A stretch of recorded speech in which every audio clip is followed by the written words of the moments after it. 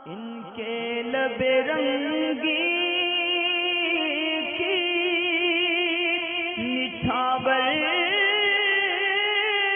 थी कि जिसने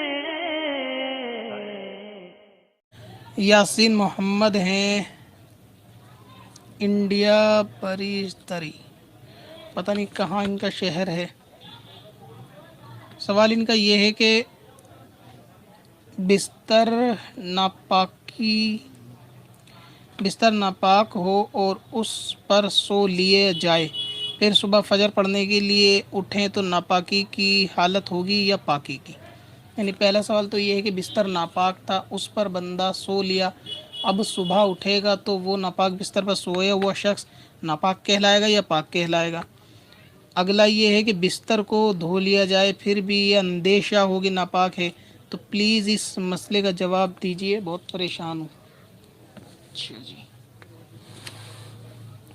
असल में इसका मसले का तो मैं कई बार जवाब दे भी चुका हूँ। आप तहारत की प्लेलिस्ट देखें चैनल पर, तहारत वज़ू गुस्ल, और वज़ू गुस्ल के अंदर जो है बहुत सारे ऐसे मसाइल आपको मिल जाएंगे, ख़ास तौर से पाकी नापाकी के बारे में, गुस्ल कब फ़र्ज़ होता है, कोई शख्स कब नापाक होता है, उन सब चीज़ों के बारे में आपको तफसीली जवाबात और वीडियो जो है वो मिल जाएंगी।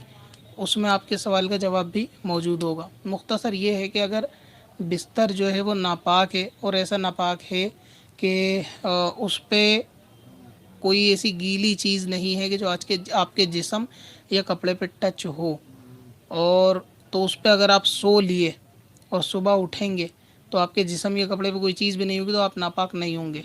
और अगर बिस्तर पे कोई चीज़ नापाकी वाली है, मसलन पेशाब है, और उस पर आप सो लिए और तरी आपके जिस्म पे लग गई या कपड़े पर लग गई, तो भी आपका कपड़ा जो है वो उतना कपड़ा ही नापाक होगा जितने पे वो गीलापन नापाकी का, नजासत का आएगा।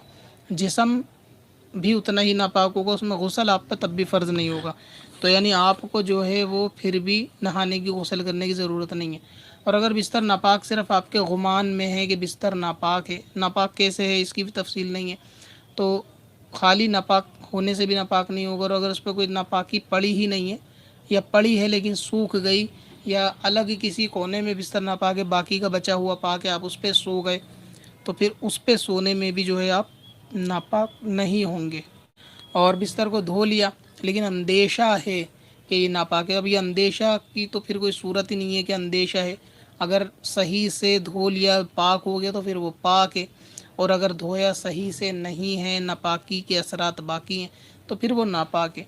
और अगर अपनी ताकत भर धो लिया हर तरीके से लेकिन फिर भी असर उसका बाकी है, लेकिन उसमें महक वगैरह या ऐसी कोई चीज़ बाकी नहीं है, और जो धोने की, निचोड़ने की शरीयत ने कैद लगाई है उसके साथ धो लिया गया हो, तो भी अगर असर बाकी रहता है तो भी उसको पाकी का हुक्म दे दिया जाएगा।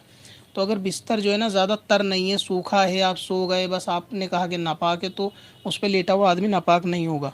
अगर कपड़े पे उसके तरी होगी तो कपड़ा बदल लेगा फजर से पहले, कपड़े पे तरी नहीं है तो फिर ऐसी नमाज पढ़ सकता है। फ़कत बिस्तर के नापाक कहने या उस पर नापाक हो, लेटे हुए होने से भी शख्स पे गुस्ल फ़र्ज़ नहीं होता। बाकी वो वीडियो देखेंगे गुस्ल कब फ़र्ज़ होता है तो इंशाअल्लाह ताला आपको इसकी तफसील मिल जाएगी कि कोई शख्स नापाक कब होता है, किसी पर गुस्ल कब फ़र्ज़ होता है। पत्थर में असल लाले पुरनवार